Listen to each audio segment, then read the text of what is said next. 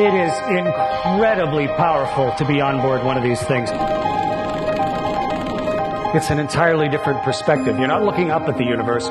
You and the Earth are going through the universe together. I think the oceans still hold quite a few secrets. But if we're to explore the final frontier on this planet, we need to live there. I felt the need to travel and to discover some other music, to explore the world. And actually it was also this idea of nomadic cinema that I had in mind. Recently, I flew over a crowd of thousands of people in Brazil, playing music by George Frederick Handel. I also drove along the streets of Amsterdam. I fell in love with the music, and I wanted to share it with as many people as possible. It was a journey, an expedition in Antarctica, the coldest, windiest, driest, and highest altitude continent on Earth. Keep looking further and further, and then finally you see a faint, fading afterglow, and it's the afterglow of the Big Bang. We the people need not accept our limitations, but can transcend disability through technological innovation. When doctors are willing to step off our pedestals, take off our white coats, and show our patients who we are and what medicine is all about, that's when we begin to overcome the sickness of fear. That's when we establish trust. It starts with a single sheet of paper. What you see here is all the possible components to build a functional bright field and fluorescence microscope.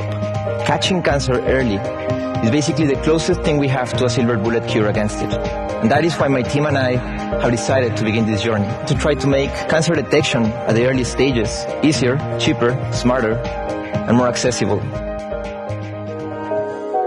The problem we face today, here in America in particular, but all around the world, is that far too many people are profoundly illiterate in power.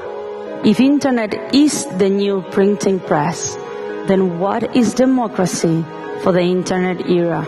Let's for a second talk about what New Power isn't. New Power is not your Facebook page. Just ask Syrian dictator Bashar al-Assad.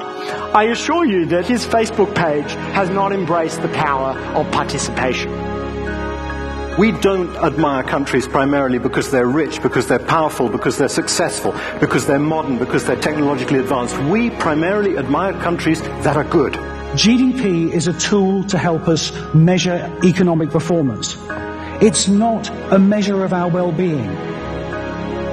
No free and open society can long sustain this kind of rising economic inequality. It has never happened. There are no examples. You show me a highly unequal society and I will show you a police state or an uprising. When inequality gets too extreme, then it becomes useless for growth. My wish is for us to know who owns and controls companies so that they can no longer be used anonymously against the public good. We have to be the master of this technology, not its servant.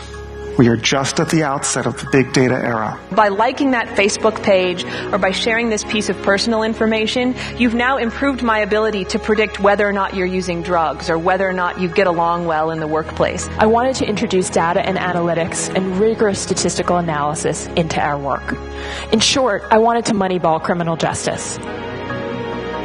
The United States and its partners, unbeknownst to the entire world, has converted the internet into an unprecedented zone of mass indiscriminate surveillance. This is not NSA running off and doing its own things. This is a legitimate activity of the United States foreign government that was agreed to by all the branches. We don't have to give up our privacy to have good government. I think we need hackers.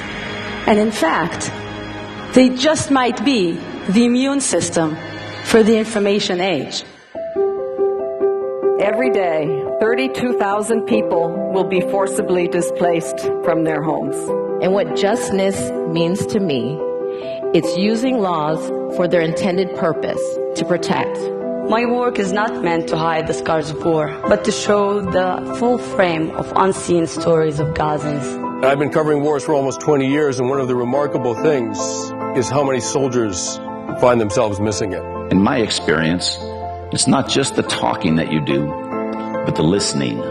Listen to understand.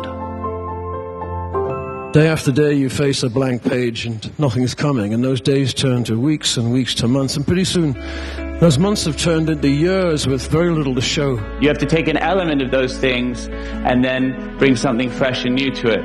Mastery is about sacrificing for your craft and not for the sake of crafting your career. The only trick is that you've got to identify the best, worthiest thing that you love most and then build your house right on top of it and don't budge from it.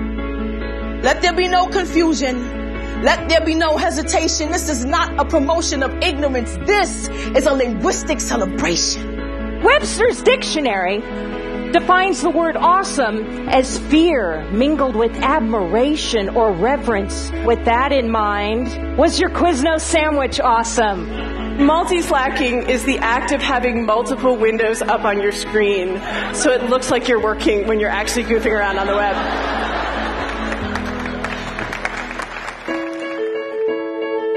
So my prediction is that we are going to ingest information. You're going to swallow a pill and know English. You're going to swallow a pill and know Shakespeare. Human beings are works in progress that mistakenly think they're finished. Tell me, what is it that you plan to do with your one wild and precious life? Me, I intend to live passionately. People ask me, what special is in my mentorship which has made Malala so bold and so courageous and poised? I tell them, don't ask me what I did. Ask me what I did not do. I did not clip her wings. Violence isn't inherent in one's religion or race. I choose to use my experience to fight back against terrorism, against bigotry. I think it's time for us to be comfortable with the uncomfortable conversation about race. We cannot afford to be colorblind. We have to be color brave. My deepest truth allowed me to accept who I am. Will you? So what I'm asking today is that you envision a world where men and women aren't held hostage to their past, where misdeeds and mistakes doesn't define you for the rest of your life. I gotta tell you, I got 99 problems and palsy is just one. If there was an oppression Olympics, I would win the gold medal. I'm Palestinian, Muslim, I'm female, I'm disabled, and I live in New Jersey. Be a leader, set an example, be passionate, be courageous, be your best. Forge meaning, build identity, and then invite the world to share your joy.